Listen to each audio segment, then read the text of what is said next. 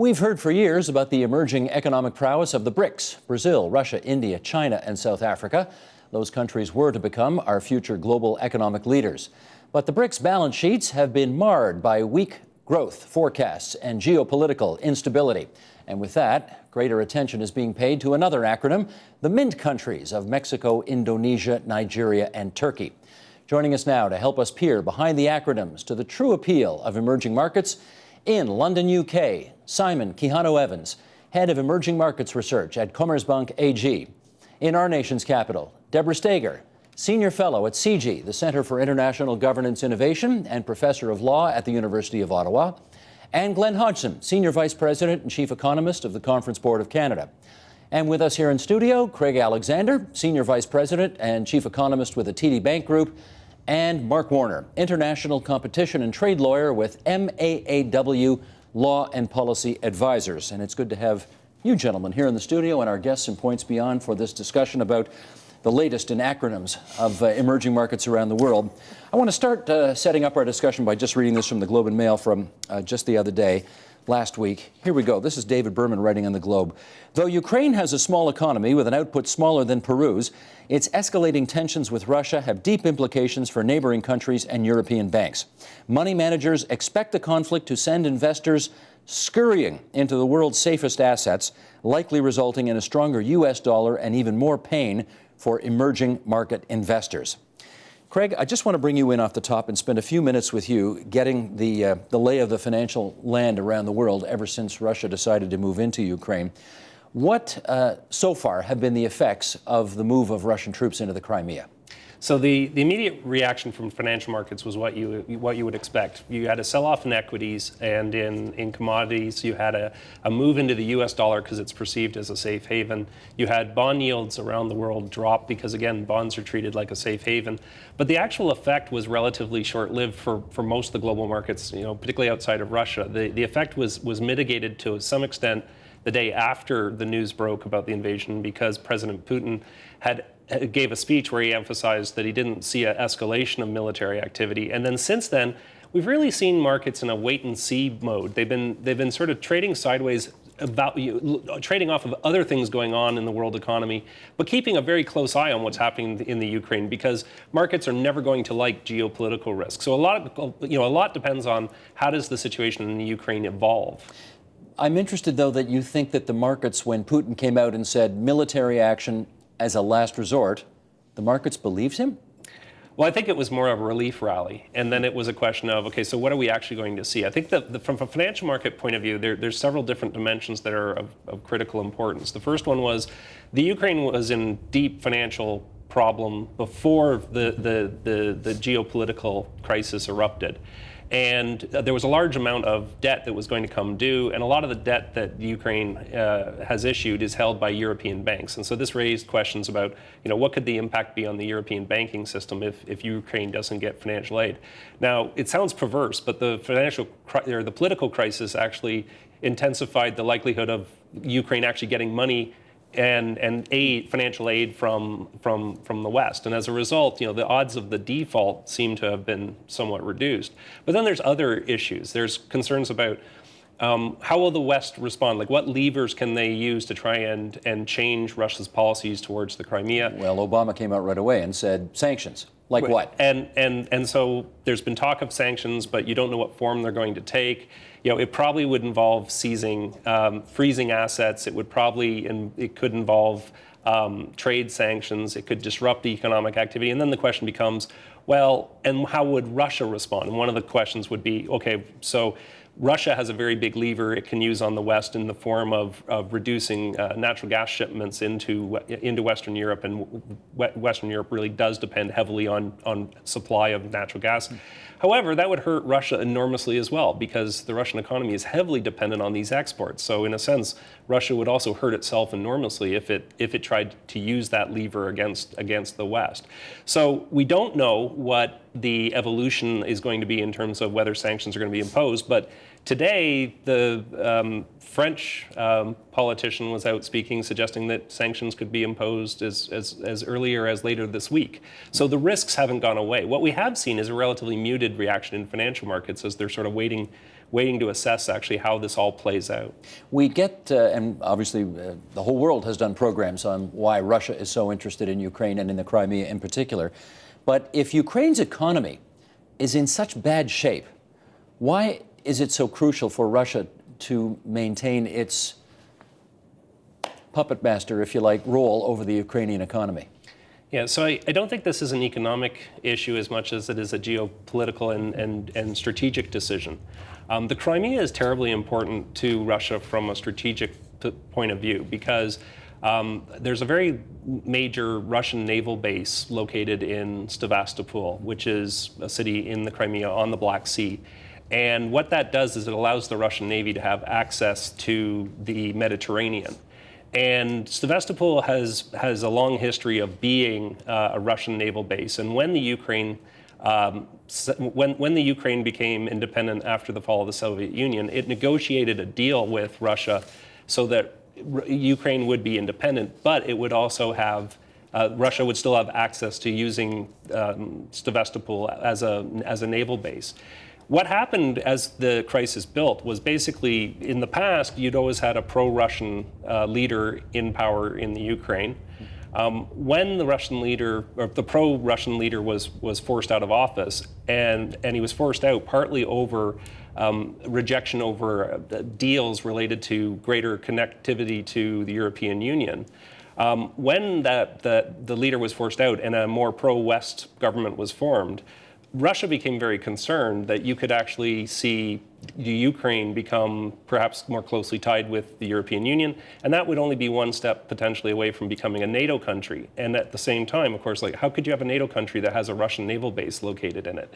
So from a strategic point of view, the Crimea was terribly important. When you look at the Crimea as well, it only became part of the Ukraine in 1954 under Khrushchev. And basically, that region was administratively attached to the Ukraine at that point. So from a Russian point of view, they view the Crimea as a terribly important satellite. They do not want to lose control over it. It's particularly important from, as I said, a strategic point of view. Gotcha. Okay. Thank you for setting the table for the discussion that will now come about emerging markets and all of these new acronyms and why they make sense putting them together. And to do that, let's read from Reuters from earlier this year. Former Goldman Sachs economist Jim O'Neill set the ball rolling in 2001 when he created the BRIC family of Brazil, Russia, India, and China. Many of these countries and others lumped together under separate acronyms have, at least until recently, enjoyed turbocharged economic growth. But investment gains are not guaranteed, and underperforming local stock markets have led fund managers to flee what had been fashionable groupings. Assets under management in BRIC funds fell to 9 billion euros at the end of last year from 21 billion at the end of 2010, while assets under management in broader emerging equity funds have grown in that time. Simon, let me bring you in from the UK and ask the BRICS, and then I guess it was BRIC and then BRICS with South Africa being added in 2010. What, in your view, made it logical to put that group of countries together? Well, as you said, it was the high growth situation in the countries and the outlook for the growth, actually for different reasons. In Russia, it was more of a boom and bust cycle depending on oil prices. I mean, the Russian economy hasn't really diversified away from the oil, and this is one of the main structural problems that Russia has. In the case of Brazil, it's interesting because in the 1990s, you had approximately 2% average growth rate. In the 2000s, you had about 3.5% to 4%, so much lower than Brazil, than Russia, India, and China, and so a completely different picture there. So, and if you look ahead, basically, what you're seeing is that Russia is going to grow much less. It's already growing less, and obviously due to this whole situation with Ukraine, it's the expectations are for lower growth. You have very strong capital outflows, whereas in Brazil, the lack of investment in the last 10 years means that it's on a lower growth path as we look into the future. Okay, appreciate that economic outlook, but politically, in terms of systems of government, these countries appear to have very little in common. Does that not disturb the markets at all, or do people not find it odd to group these countries together that way? Well, I mean, I would disagree with that, because if you look 10, 20, 30 years back, you'll see that democracy has evolved in all of these countries to a large extent. You have democratically elected governments. Whether we like them or not is a different question, but you do have democratically elected governments, and that's one of the issues now in Ukraine, because you have a democratically elected president who's actually been pushed out in a way, but with the support of the European Union politicians who have been supporting the opposition. So what is interesting actually in emerging markets is you have very young populations in many countries, the likes of Brazil, India, Turkey, all of these countries, Philippines, very young populations, which I think will be the main drivers of growth in the future. But politicians having to deal with difficult situations because these young populations are very dynamic, very heated, and they know what they want. And the last point here is that if you look 10, 15 years back, then the communication tools available to these populations were very meager, very low. But now everybody has a mobile phone. You have up to 2 mobile phones per person in certain countries. All this Twitter going on, social media. So this is a big challenge, which is actually very positive for the politics in emerging markets. Simon, I do love it when the guests push back against the premise that the host puts out there. I really do. But democratically elected government in China? A democratically elected government in China? I mean, yes, they're voted for, but there's only one party allowed to run there. Well, the thing here is that you need a development in a number of countries. And China obviously is at that stage of the path.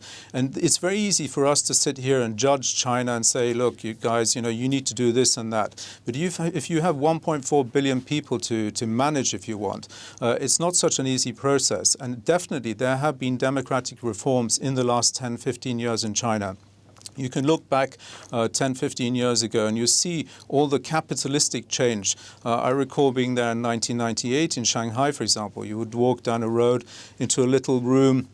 You saw the big screens on the wall there. They were people actually betting, if you like, on the Shanghai Stock Exchange, a branch there.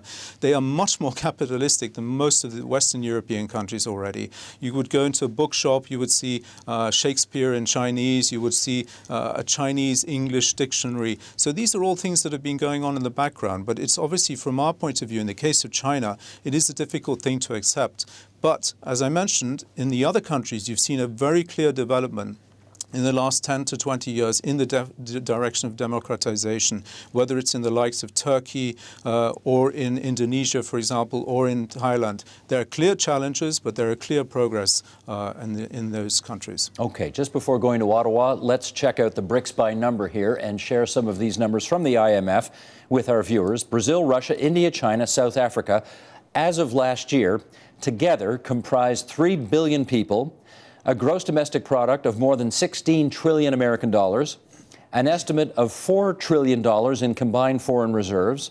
They have held 4 annual summits, with a 5th to be held in Durban, South Africa, later this month. Let's go to Glenn Hodgson first in Ottawa on this. Did the coming together of this group do anything actually? I mean, it's a nice acronym, but did it actually do anything to boost their respective economies? Steve, I think it was really symbolic. The naming of the Brics, the fact that we're now focusing on emerging markets, even the name emerging markets says that these are countries in ascension. They're growing more rapidly. They're lifting people out of poverty into the middle class. So yeah, I think it had a huge contributing factor, for example, for things like global commodity prices, which have benefited Canada over the last 10 years. Demand for commodities very strong in China and the other emerging market countries. It really is symbolic for me of a structural change in how the world works. When I was at the IMF representing Canada 30 years ago, we didn't even talk about emerging markets. We talked about heavily indebted, impoverished, developing countries, and they were all problem cases. Now they're the future. So I really think it's managed to change the conversation away from this focus on the aging industrial countries of Western Europe, North America, Japan, really opening up the whole global conversation. Mark, you travel to these countries. More symbolism here, or the real deal in terms of economic development? Oh, I think they represent a lot of economic development for different reasons in each of those countries. And so it's a useful way to focus our attention from the point of view of investors, it seems to me. I think the Brics terminology was coined by Goldman Sachs chief economist, and I think he was thinking of it more in terms of grouping countries where foreign investors might want to stick their money. And from that point of view, there was a useful, I think, grouping. So obviously there are differences between the countries, but you can clearly see that Brazil in the 90s took a turn towards economic development, to tremendous structural reforms, to embracing the large portion of its population that it hadn't embraced before. South Africa, the same thing. And there's a lot more trade and contact between South Africa and Brazil that we don't even talk about, and even outside of the Brics context. So you can see it in Russia. You can see it, obviously we've talked about it in China. I have a very good Canadian friend who lives in Shanghai, and if I ever want to be on the phone on Skype for too long, I say anything critical about China, and he'll talk my head off telling me about how democratic it is and how market-oriented it is at the local level. So, no, I mean, clearly these are important things. I mean, you can go too far with it, though. Part of what I think sometimes is we made too much of the Brics on the way up, and we're probably making too much of their decline in the last year and a half or so. And when we get to the mints, I'll probably say the same thing. We're now getting a little bit too excited about them, and the truth is probably somewhere in the middle. Hold off on the mints. We'll get to the mints in a second. But Deborah, I understand why it made sense to. Okay, I'm coming to understand why it made sense to put these Brics countries together when they were put together in this way. But China's the second biggest economy in the world right now. Does it still make sense to talk about China as being part of this grouping? I think it did make sense in the early 2000s, and as Mark said, it certainly made sense for investors. But I do think that the countries are not homogeneous any longer, and that the landscape is very rapidly changing. China, in particular, has become one of the two major economic powers in the world today, and I think really has to be analyzed on its own. If we're looking just at growth and GDP, then we can look at the countries in a particular way. And of course, FDI, both inward and outward, is a very important indicator. However, you put your finger on something else, and that is political institutions, legal and regulatory regimes. And I think those are very important for the medium and long-term growth prospects and economic prospects for those countries. And when we look at those factors in more depth, then I think that goes beyond just looking at whether they are democracies or not. Then the story becomes very different and starts to tell us why China has been such a success and will continue to be a success in the future, whether or not its growth continues at 7 to 8% or shrinks to 5% or lower. China will continue to be a major success and a country that investors will continue to want to invest in. And China will continue to be a huge investor in other countries internationally. Brazil, on the other hand, is a completely different story. Brazil is a very inward-looking country. It doesn't have investment or free trade agreements with any other countries. It doesn't welcome inward investment in a major way like some of the other countries do. India currently has moved backward in a bit and is not in the same situation, certainly, as China, but it has huge potential for the future. Russia, we know what's going on there currently. Things have changed greatly. Things have changed greatly in South Africa as well. It has become much more protectionist and inward-looking. Just recently, it terminated many of its investment agreements with countries in Europe. It has passed new legislation that has completely changed the way that it looks at inward investment. It's become much more protectionist. And so, I think when it comes to the countries in the Brics, other than China, we're going to see things change over the next few years because of the political, legal, and institutional regimes, and because of their relationships and their legal relationships with other countries. Okay, let's take China, Craig, for a second out of this. I'm a little worried about doing this, actually, about taking China out of the Brics, because then you have BRIS, BRIS, and that sounds too Jewish. So I'm not sure we can do that. But let's take China out for argument's sake and say, do you agree with Deborah's rather sobering analysis that things are looking downer as opposed to upper with these brisk countries? I would agree with the sentiment that the BRIC countries are not delivering the growth that they were. And let me say, I deeply dislike the acronym. I disliked it when it was first introduced, and I think the weakness we're seeing today shows you why it oversimplifies things terribly. In terms of the broader story about emerging markets, I mean, that story was absolutely true. 20 years ago, emerging markets was 1/3 of the world economy. Today, they're about half the world economy. 20 years from now, the ratio will have inverted, and they'll be 2/3 of the world economy. So the evolution, the development of these countries, absolutely true. The issue, though, is that, India, Brazil, China, Russia, South Africa, I mean, these economies are deeply different. They also have deeply different political systems.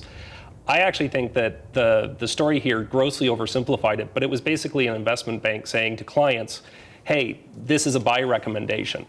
But I think whenever financial markets get really excited about something, that's always when you should take a step back and wonder about sustainability. Because when you looked at what was happening, these countries were put together because they were experiencing rapid growth. And it was a great buy recommendation for the short run. But what we've seen is significant imbalances being created. The pace of growth in many of these countries couldn't be sustained. So in the case of, so I would separate, I would take China out of that mix and look at China and say, what is happening in China is fundamentally different than what is happening in the other countries. Their growth rate has slowed because the government is trying to change their economic system. They're trying to wean it off being export-oriented and driven by infrastructure investment, and they're trying to change it into being driven by domestic demand and put in place more market allocation of resources. This is good for China's long-term economic growth, but it does mean China's going to grow a lot slower. And then when we look at a number of the other emerging market economies, the story is completely different. I mean, Russia is too dependent on energy, and energy prices came down. Their economy is suffering. It's not an efficient economy. When we look at India, I think one of the problems was that they had such access to cheap foreign money that government didn't make the tough decisions, didn't push forward the reforms that were necessary to sustain that high economic growth. And so once the Federal Reserve started talking about tapering and bond yields jumped in the United States, and that pushed up global interest rates, all of a sudden financial markets realized that the growth prospects for some of these countries wasn't what they thought it would be. And you had a reevaluation of expectations. And for India, the expectation is very weak growth. And the same goes for Brazil. And this is why I dislike, let's come up with another acronym for a bunch of other countries, right? And I just think it's very misleading. We will get there, from Brics to Mint. We will get there. Mark, you wanted to follow up. So to balance it out a little bit, I think maybe Deborah's a bit too negative about some of these countries. What I would say here is that the way I come at the emerging markets in these specific group of countries is as a competition and trade lawyer who has helped advise countries in drafting competition laws and dealing with issues of deregulation. And I think when you look at it from the point of view of their regulatory frameworks, their competition laws, that sort of framework, you begin to see a lot more similarities between the South African economy, the Russian economy, frankly, the Brazilian economy, and the Chinese economy. They're all struggling with those same set of issues. How do you deal with local elite national champions and expose them to new competition from abroad, from foreign sources, while slowly opening up? In fact, they've dealt with many of the issues we have dealt with, Steve, over time in the Canadian resource-based economy. So I'm not sure, if you look at it from that point of view, from my micro level point of view of the regulatory frameworks in these countries, you begin to see the similarities. But what I found over the years in advising countries in these kind of markets is it's not a constant straight line path to deregulation and to opening up. We can get into specifics. Deborah mentioned the investment reforms in South Africa. Frankly, the reforms they're making them make them essentially consistent with what we do in the realm of investor state. So you've got to somehow go below the surface here. But your suggestion is there's never a straight line between 2 points. It bounces around. It bounces around quite a bit. And that's why I say we tend to overstate it on the way up, and we might be overstating it on the way down. Well, let me give Deborah a chance to speak. And there's a lot more south-south investment in trade that you have to look at. I don't have the numbers in front of me, and maybe Craig knows them, but if you look at them, and that's the real story if you look at a country like Brazil. I mean, if you go to any capital in Africa, you will see Brazilian business people, and not just the Portuguese-speaking ones. So we shouldn't fret so much about north-south. There's a lot more south-south out there than we realize. Yeah. Okay, but back at the beginning of that answer, Deborah, was a bit of show me I'm from Missouri from Mark Warner here. He's not completely on side with your analysis, so I want to give you a chance to go back at him if you want to. Well, I don't want to get into, nitpicking on the details of the South African law, but they have enacted a new statute, basically saying that they are not going to go forward with investor-state arbitration in the future. So I don't really understand what Mark is saying there, and I do think that these countries are on a different track when it comes to their willingness to sign and negotiate trade and investment agreements. With respect to Brazil, we know that Brazil has not negotiated and signed bilateral investment treaties and free trade agreements. China has signed more bilateral investment treaties than just about any other country in the world. It has almost 130 of them, and it is negotiating trade agreements with other countries in Asia and elsewhere. And so what that means is that countries that are doing that kind of thing are clearly opening themselves up to investment in trade in ways that other countries that are not doing that kind of thing are willing to. So I'm contrasting there China and Brazil in particular, and that's important. South Africa has terminated some of the older investment agreements that it had with many European countries. We'll see whether they're going to negotiate any in future. Our negotiations with South Africa have been stalled for a long time. I don't expect that they will be picked up any time in the future. So it's those are the things that I was talking about. Okay, let me go next door to Glenn right now and ask whether you think, Glenn Hodgson, that investors are prematurely giving up on the BRICS. These are, after all, big, serious countries that are going to be huge players on the world stage for a long time to come. What do you think? Well, I mean, they're going to be very attractive markets, as you said, Steve, for a long time. But right now, there's a lot of stumbling going on in terms of policy formation. I think Deborah was right to start to sort of take the bundle apart. I mean, the BRICS tagline was about symbolism, but they're all individual countries, and there's huge differences in underlying policy performance between what the Chinese are doing and what the Russians or Indians are doing. If you take a look at a country like India, for example, India went from what used to be called the Hindu rate of growth of 3% back in the 80s, which was pathetic, barely any real income growth because it was growing at the same pace as the population, to having spurts of 7 or 8% growth, but it's now stumbling. It's having a hard time extending the ongoing sort of economic policy reform agenda. India thought about opening up domestic markets, for example, to retail last fall, and then it hit a wall and went from national action to action at the state level. It really hasn't decided whether it wants to embrace free trade, opening up its capital markets. So there's reasons why investors are having second thoughts right now, but again, it truly is relative. We see a recovering U.S. economy, so suddenly U.S. dollar assets look a lot more interesting compared to anybody else. But look at what's happening in Europe, for example, where kind of 1% growth has become the new norm. So maybe there's a bit of a pulling back, and Craig cited the numbers earlier where capital flows to emerging markets have slowed appreciably the last 6 months, but they're not going to go away. All the money's not going to flow to the U.S. People are going to look around the world for the best returns, and maybe it's getting beyond the BRICS, looking at the next tier emerging markets, but there's still lots of places where capital is going to flow to, because that's where the yields are going to be. That's where the returns are going to be going forward. Simon, anything you want to pick up on before I bring Jim O'Neill's latest acronym into the mix here? Yes, I mean, this whole perception that capital flows have been flowing away from emerging markets is it's a myth. You've had a lot of retail investors who have moved out of funds in emerging markets, but if we look at the non-resident ownership ratio of domestic government bonds in places like Turkey, in places like Russia, even South Africa, they are at record levels. And in the last 3 to 4 months, they have fallen by 2 to 3%, but we're still at very high ratios, anywhere between 20 and 45%, depending on the country. That's the first point. The second point is that in January of this year, we had record issuance of individual sovereigns on the markets Eurobond markets, $31 billion. And the thing there is that what we saw was new money coming out of the US. Up to 60-70% of demand for these bonds came out of the US. And the thing here, and the reality here, is that US pension funds, just as European pension funds, need to find the returns in the future years to be able to pay the pension payments as people get older. And this is something that is being realized now. And the assets under management in emerging markets from US pension funds, we're talking about 1.5–2% probably in total. The plans are to increase these. And the fact of the matter is that there is not enough, there aren't enough bonds out there in emerging markets to satisfy this demand in the future.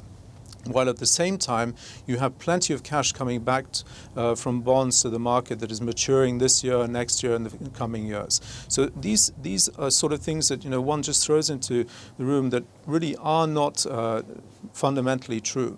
And the other thing is that I think, as Craig was mentioning before, you have new yield levels in countries like India, Indonesia, which are making the investments there from a bond investor's point of view very attractive. Obviously, from an equity investor's point of view, it's a different story because of the lower growth stories that you're seeing there.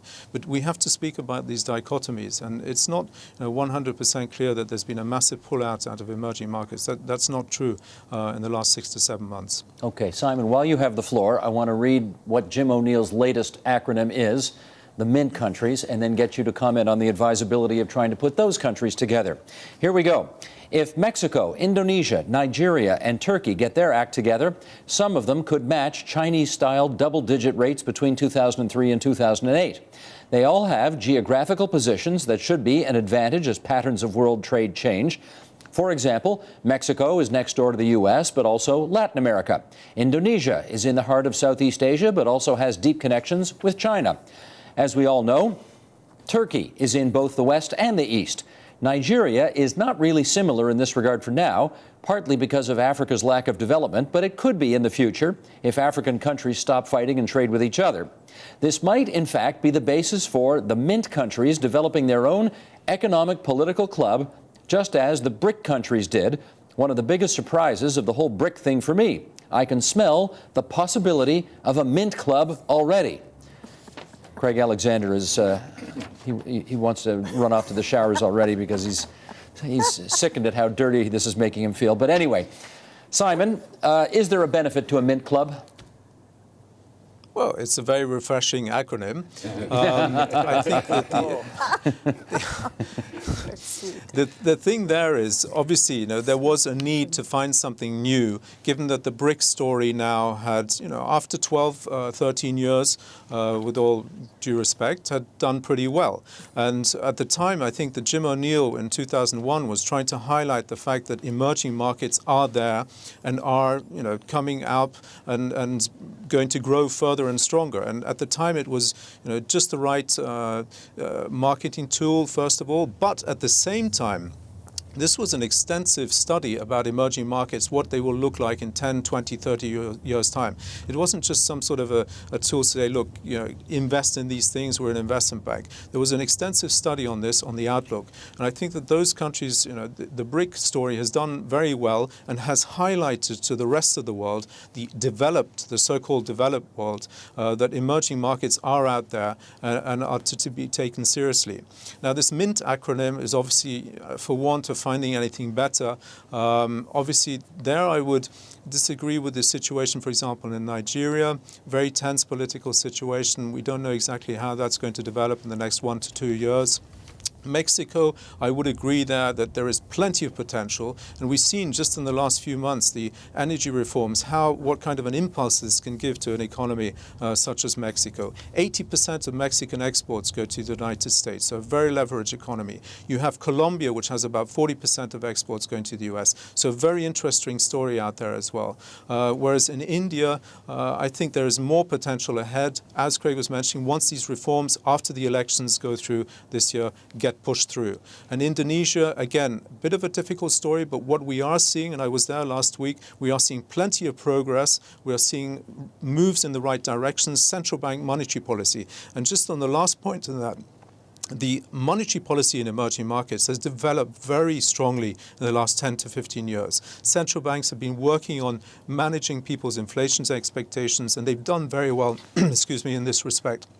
So from that point of view, what we are seeing is central banks being much more proactive and being much more independent and being supported in their independence by governments, which is part of the whole democratic development process. Glenn Hodgson, do you find MINT a more refreshing acronym than Brics?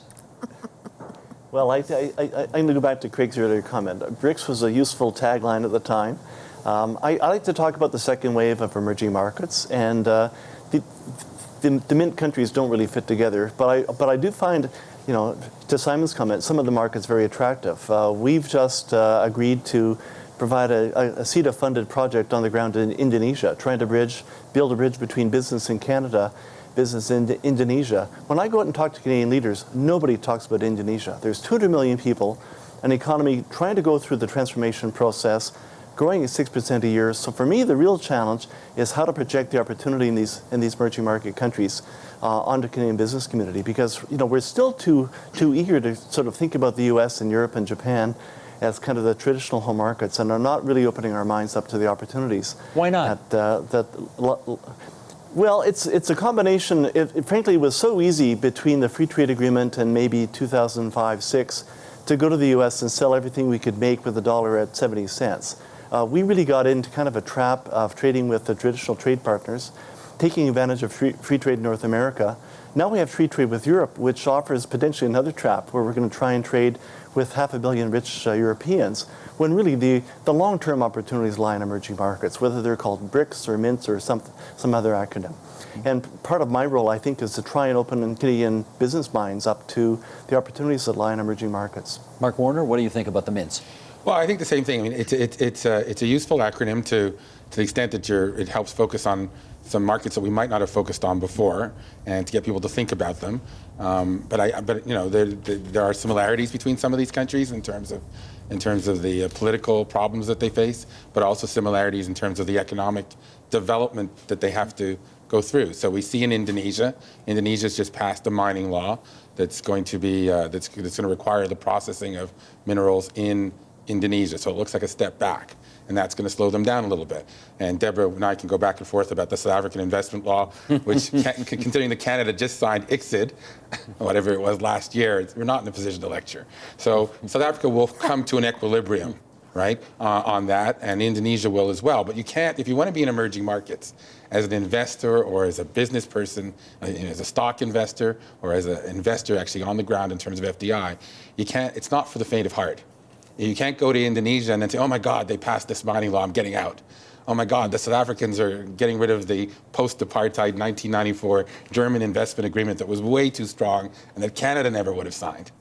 You've got to actually look deeply at these things. And so I think it's useful to the extent that it helps us focus on them. Turkey, there's a lot of growth in Turkey, but it's going to slow down now. Mexico, for me, I get a kick out of Mexico being added in, because when I worked at the OECD in the 1990s, it was funny. The Americans put a great deal of pressure to add Mexico and forgot the other country, and what are we talking about? And South Korea into the OECD at the time of the EU expansion. And many people at the time said, actually, that should have been Brazil.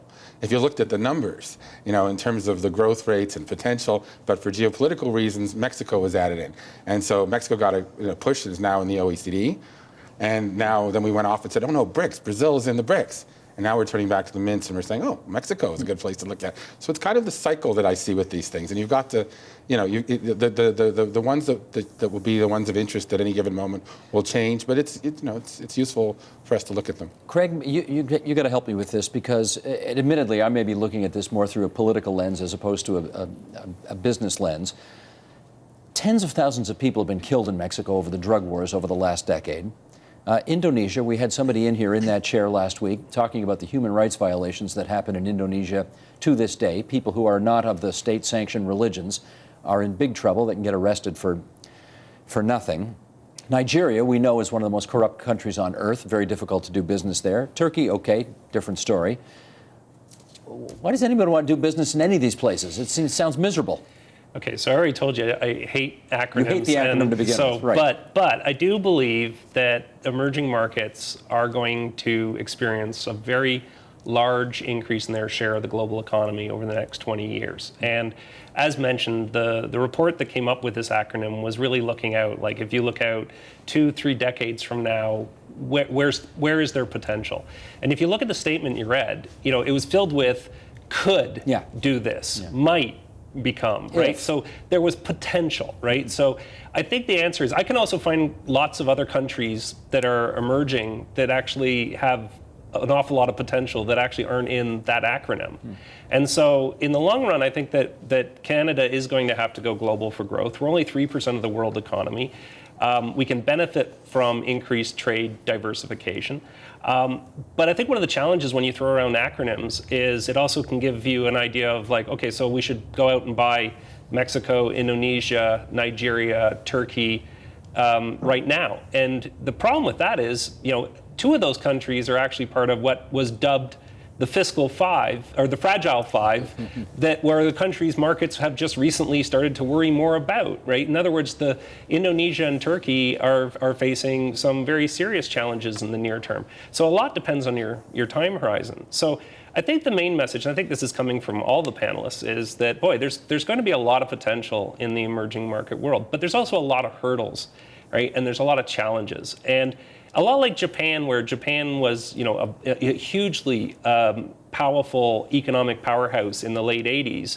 And then, they could have achieved a lot more, but then they had a massive real estate bubble. They made major policy errors, and it ended up being, stagflation or stagnation for the better part of a couple of decades. On the other hand, there was potential there. They could have been on a different path if they'd managed to work through some of the challenges they had through their economic growth. And the real fundamental question with these emerging economies is, what's the path are they going to take? And I would take up Mark's point. I guarantee you this isn't going to be smooth.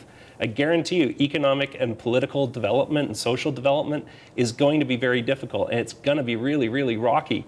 And and I do think that one of the messages that we should take out of the slowdown in the BRIC economies is the cautionary tale of understand what's actually happening in each of the countries, because what's happening is different than each other. You can't lump Mexico and Nigeria together and say, well, these are basically the same. They're not. There's a lot of potential in both, but they're not the same.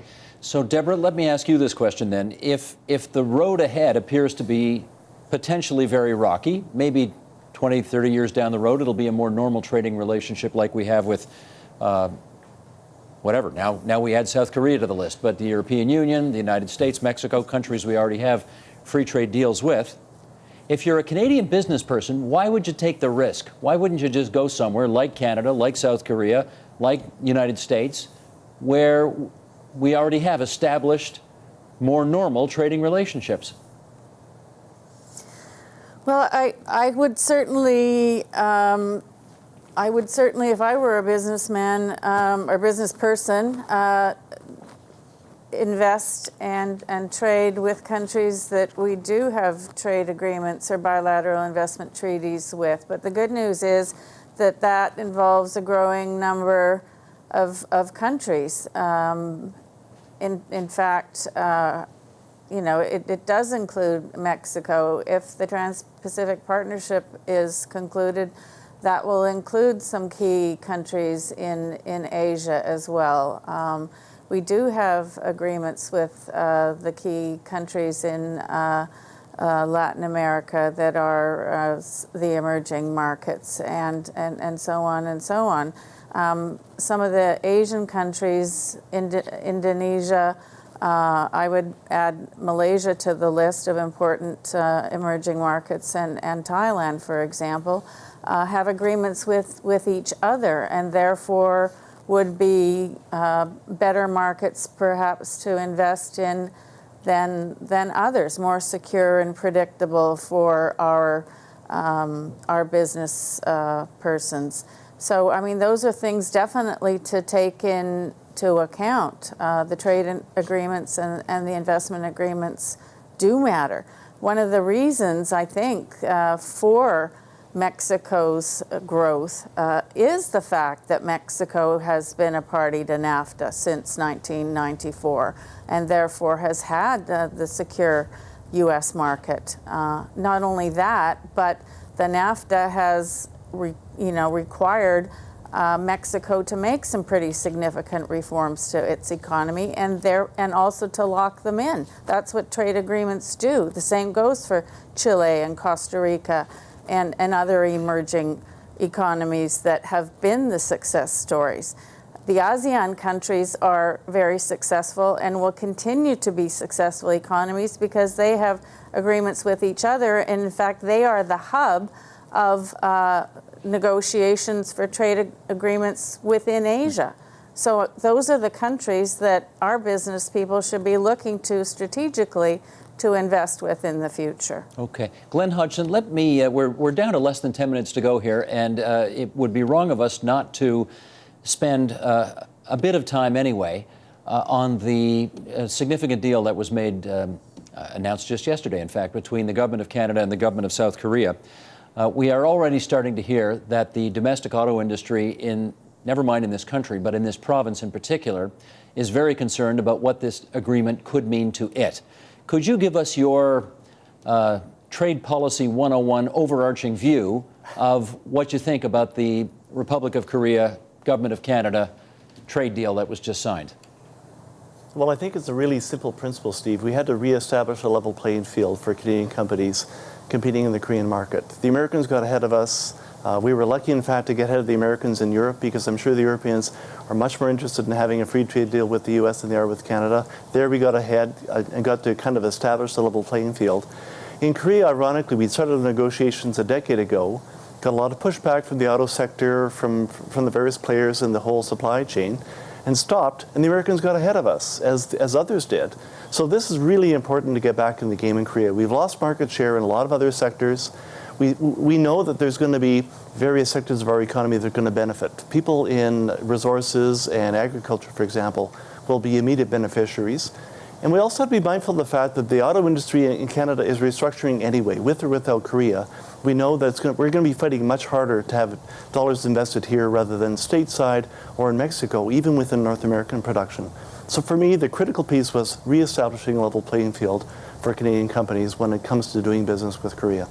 But Mark, if you were in the Canadian auto sector, would you worry that this deal was made at your expense? Well, if I were in the Canadian auto sector, I would. I mean, clearly, I think, this is an agreement that is going to bring more imports of Korean automobiles into Canada. Now, the reality of the Canadian auto market, or the North American auto market, is that 85% of what the big three, GM, Chrysler, and Ford produce, is actually exported into the U.S. So it's not so much that the imports of these Korean Hyundai or whatever are going to dislodge Canadian sales, it seems to me, or Canadian jobs directly. Probably Canadian jobs are more impacted, ironically, by the Korea-U.S. free trade deal than by this new Korea-Canada deal. But at some point in time, there is no other alternative. This is the problem, right? What's the alternative to not having an agreement with Korea when the European Union does and the United States does? Part of the problem, it seems to me, that Canada has is that we sort of zig and zag, and we're not seen as sort of being in there fully for the whole game. I spent a large part of 2012 in Cambodia advising the government on competition law. And when I was there was an ASEAN conference, a major ASEAN conference. Association of Southeast Asian Nations. That was planned. And there was a big deal because Canada was trying to come along as some sort of associate or observer status. And what the Asians said is, what the ASEAN members said is, well, why? You don't do anything over here. You provide no development assistance. You don't really trade with us, and then there's a big meeting here and you want to come to it. So we've got to be, if you want to play in the game, you've got to sign agreements and show up and be there for more than just on an occasional basis. And so this Korea deal is hugely important for us to show that we actually mean to be in this game, because we don't have to be in the game.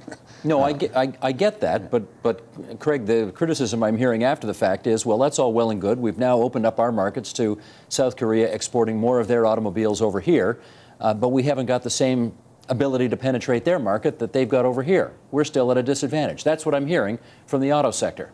What do you think? Well, trade deals always create some winners and losers. It's going to create more competition in the Canadian marketplace from a sales point of view because you're going to have more access for South Korean vehicles. But to the point that was just made, this is going to create competition, in the sales environment. But from a production point of view, the impact should be pretty limited on the auto sector. In the United States, when they negotiated their deal with South Korea, the auto sector was initially very much against the deal, but over time actually softened their position. So they actually came to be less opposed to it.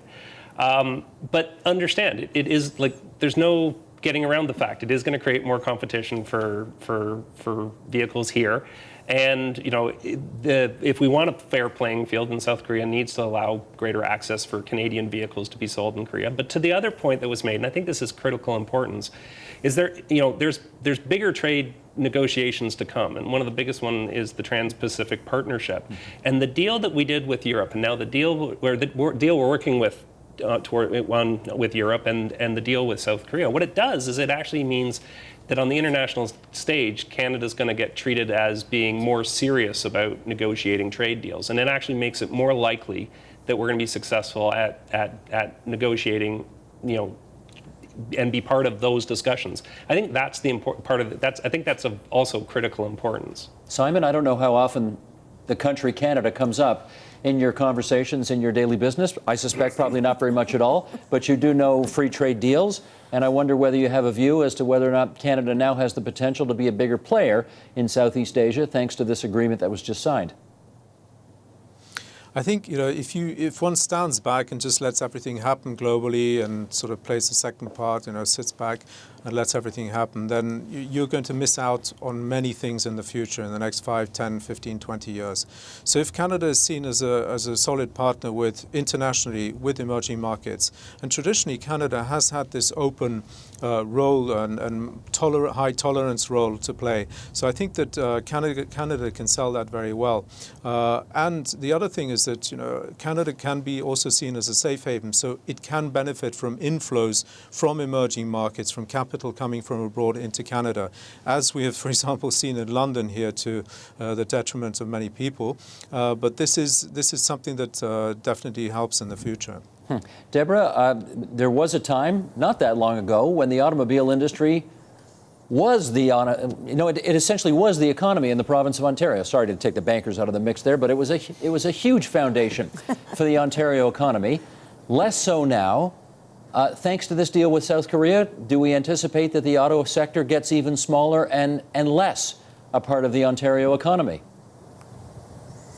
I don't think we should assume that, Steve. We haven't seen the details of the agreement.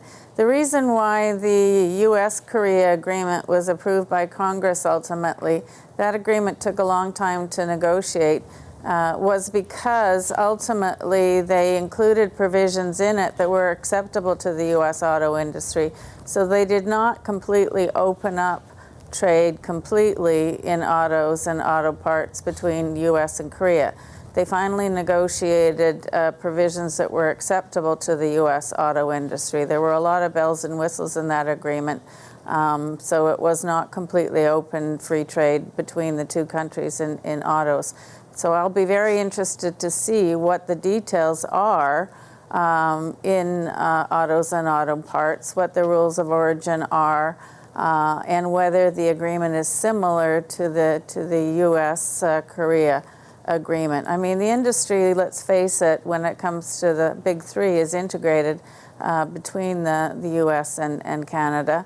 And so I don't know what the detail is, but I wouldn't expect that there will be completely open and free trade in autos between Korea and Canada. I think we have to wait until we see the text of the agreement before we make our assessment of it. Gotcha.